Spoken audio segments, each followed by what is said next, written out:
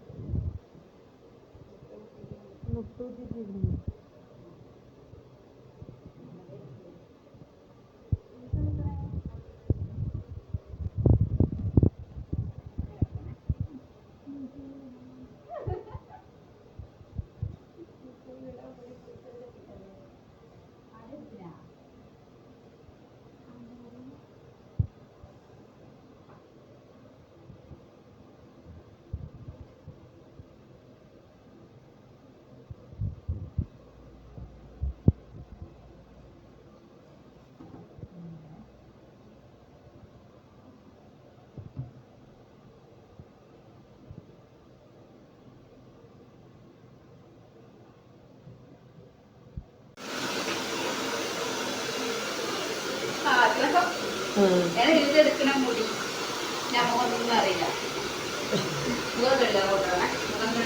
അത് ആദ്യത്തെ സ്ഥലത്താണ്